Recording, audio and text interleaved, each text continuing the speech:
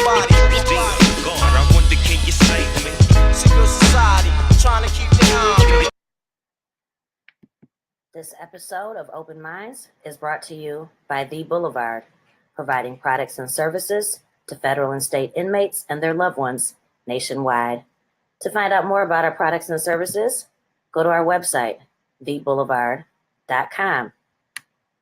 It's the holiday season, and what inmate doesn't want to make cheaper phone calls?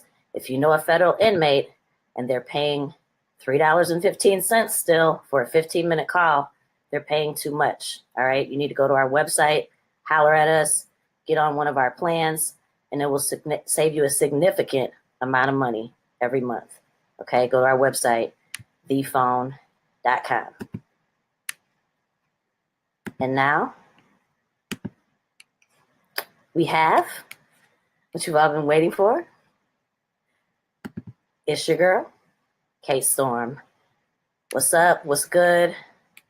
Last time I did this, I could not see people's comments. So hopefully, I couldn't see the comments until it was over with.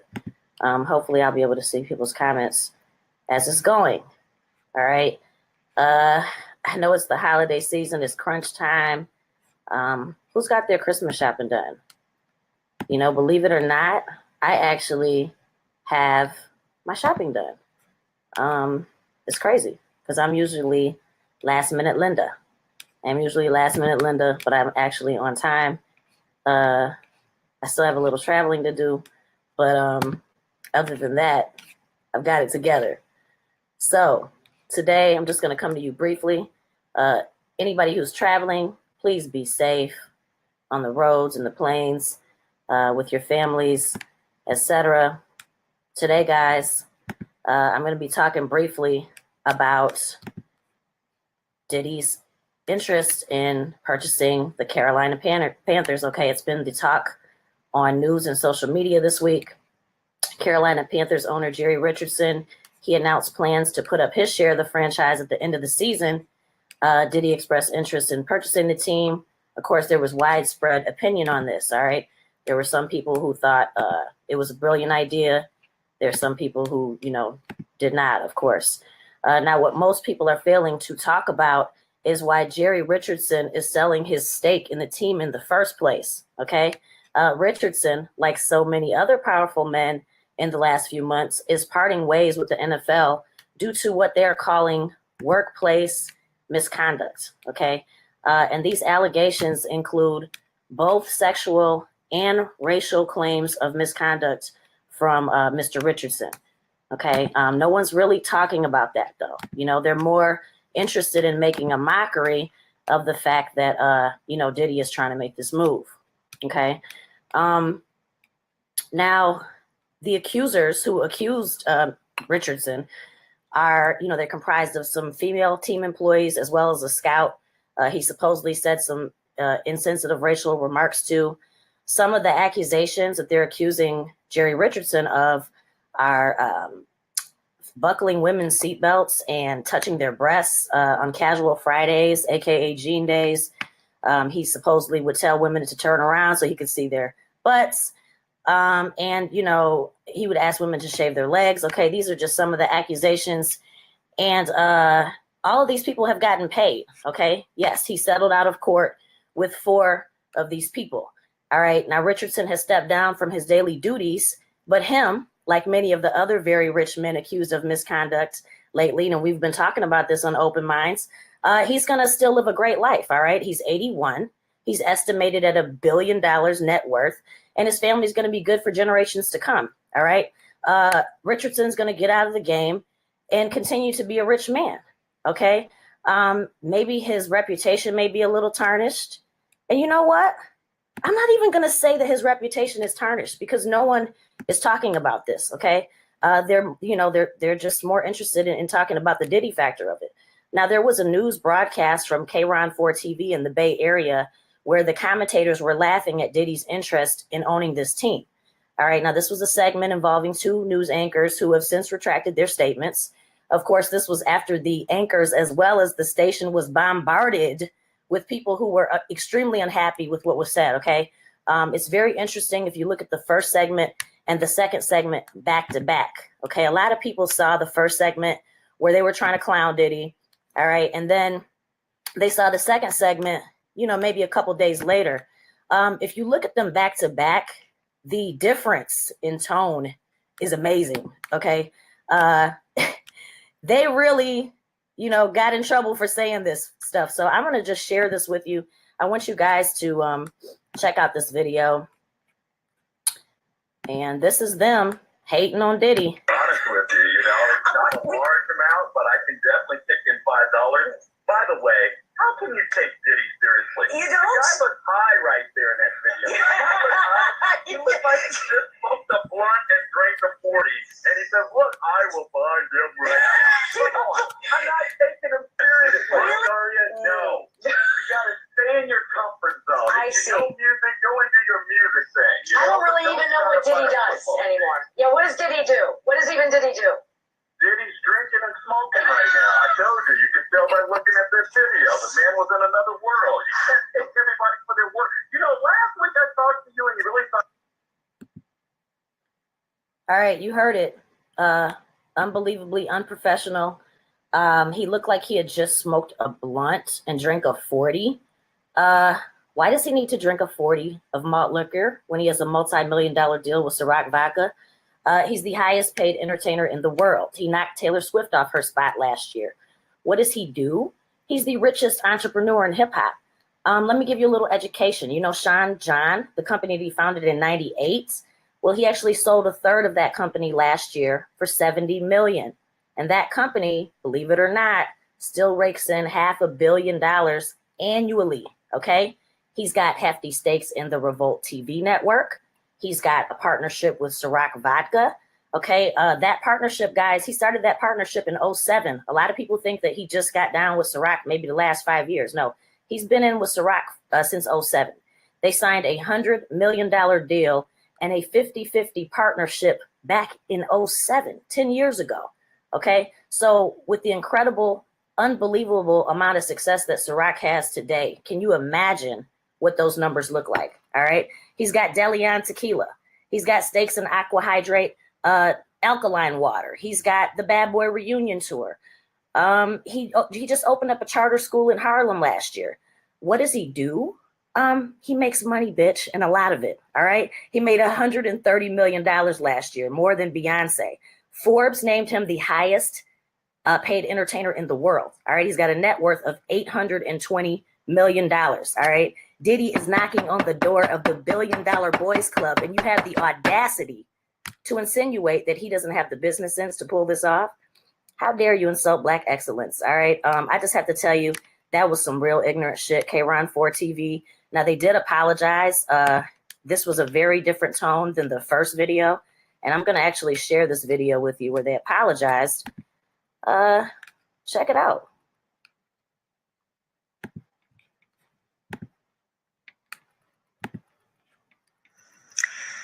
Welcome back. Yesterday in this segment, we were talking about the Carolina Panthers and the possibility of being sold. And we talked about the idea of Sean Diddy Combs buying the team.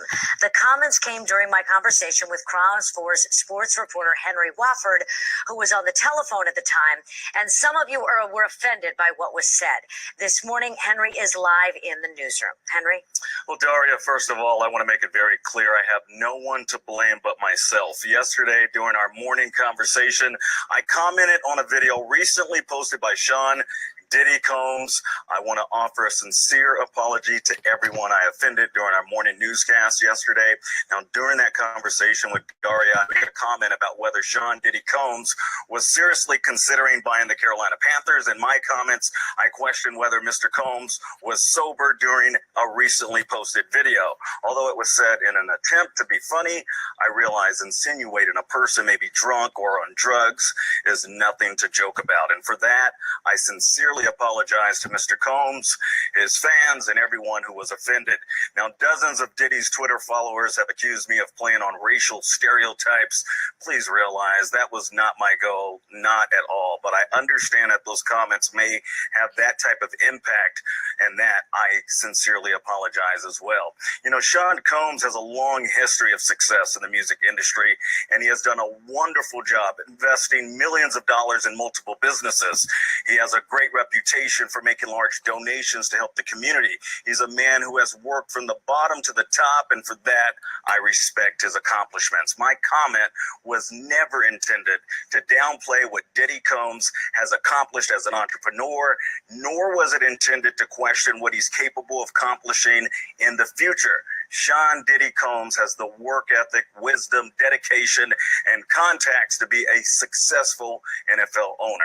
Now, Daria Folsom has taken a lot of heat for her reaction to my comments this morning and yesterday morning. The negative feedback she's receiving is unfortunate because Daria is a very professional journalist, and I would never want to see anyone blamed for something I said. Also, Gary Radnich has been wrongly accused as the sports anchor who made the comment about Diddy Combs. Please know Gary had no connection with what was said on the morning show yesterday. Once again, I'd like to apologize to anybody who was offended by my comments. I promise I will learn from this mistake. It was a golden opportunity for me to support Diddy's aspirations. Thank you, Henry. And I also want to apologize for my responses in our conversation. Those who've watched me on TV over my 19 years on Kron know my handling of that topic is not reflective of my personal views, integrity, or character, nor my typical professional attitude on this show. I am sorry for the impression that I made, and I hope that you will accept all of our apologies. We'll take a break and be right back.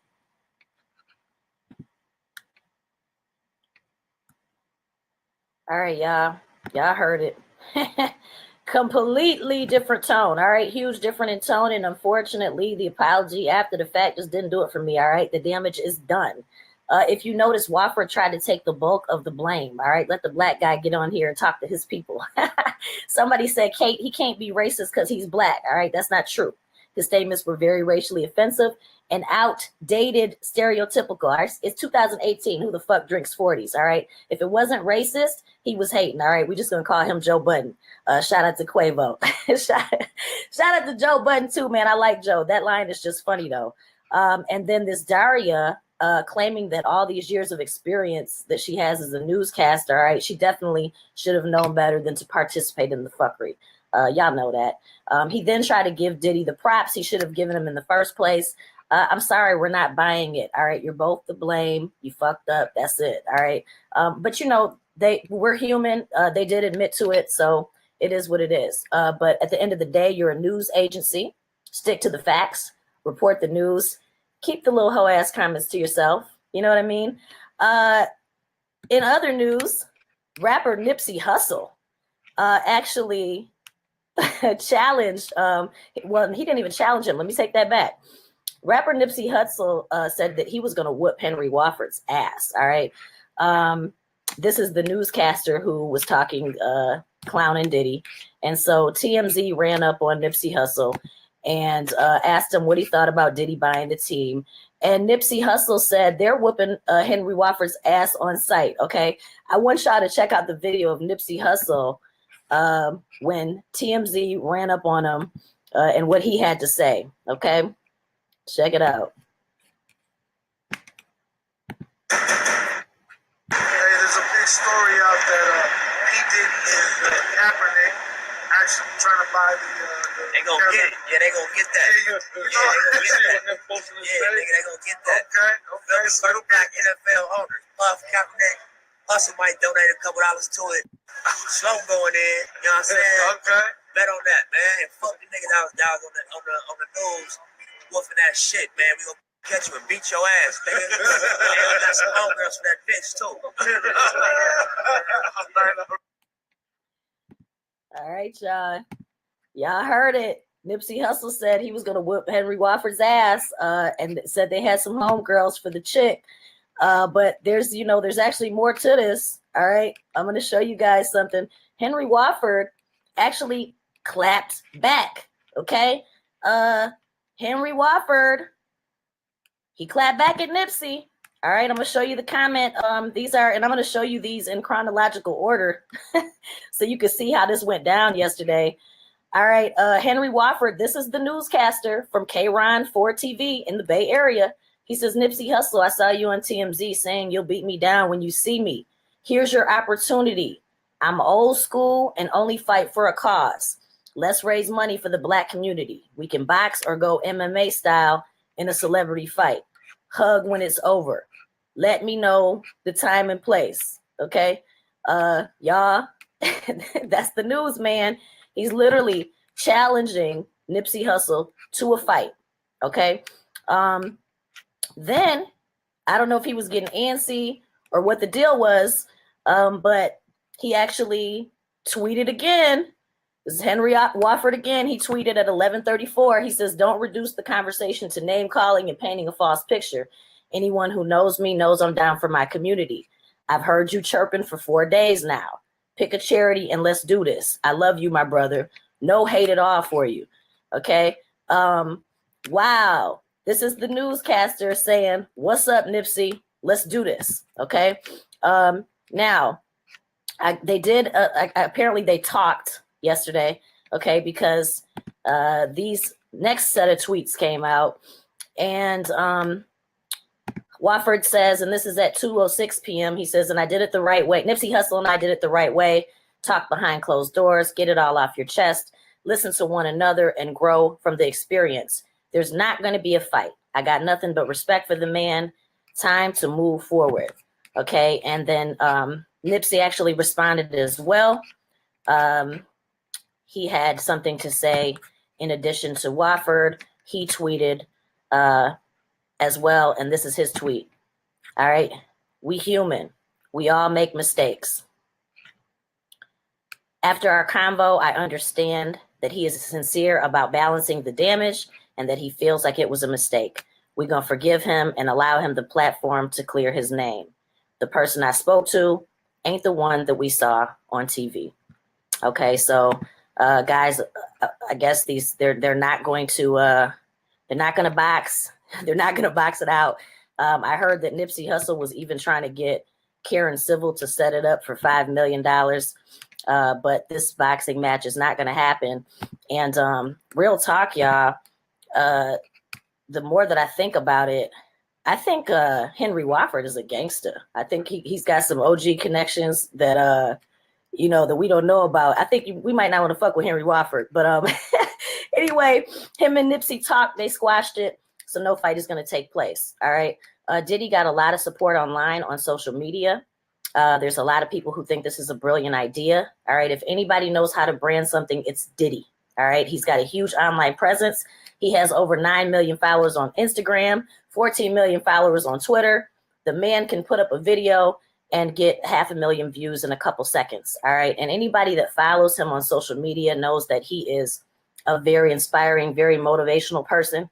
All right. I see so many people thanking him daily for his positive energy, his positive vibes. He's always pushing to be better and pushing for people as a whole to be better. All right. The biggest of the biggest moguls. Look up to this guy to see what he has to say on a daily basis. All right. There is no doubt that Diddy is a leader. But we know how it goes in sports. All right. They will allow Black people to play every sport in the world. OK, you can work your ass off. You can play. You can win us the championships. You can make us a shit ton of money, but we're not letting you in on this ownership. All right.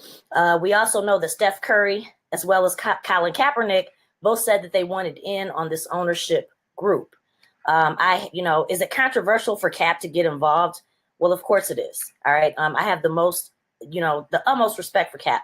But he standing up for his rights and believing in himself and actually risking his career for his beliefs. Kaepernick knows the sport. He's got the connections. And it would be dope to see him empowered as an owner. However, has he rubbed the decision makers the wrong way? Yes, he has. I mean, he filed a grievance against the NFL owners back in October. Okay, they don't want to let him play, let alone, do you think they're really going to let him own a team? All right, Diddy and they're trying to get some investors together. But, to make this happen, he has to not only raise the money, but he has to get approval from 3/4 of the 32 franchise owners. All right. He's got to get approval. And they're basically a private club of old white men who can reject who they want. All right. Now, a lot of people are mistaken. They're thinking that Diddy's got to come up with $2.3 billion, which is what the Panthers are worth. That's not what he has to come up with. All right. Richardson owns a 48% stake in that. All right. Which equates to about 1.1, let's just say $1.2 billion. All right. Diddy, we know that he doesn't have that. The NFL frowns upon ownership groups. They really want these majority stake owners to put up and foot the money themselves. Okay. So, what about crowdfunding? What do you think about that? We've seen the success of that, right? This year with the hurricanes. I mean, they raised a crazy amount of money, millions and millions of dollars. I don't know if all those people saw that money, but they raised it. But we've seen the success of that, right? There's 323 million people in the United States. What if there was like a membership, like for the Black Panthers? Let's just say they had a $50 membership to be part of the Panthers Club. And 30 million people paid for this $50 membership. And you can play around with the numbers how you want.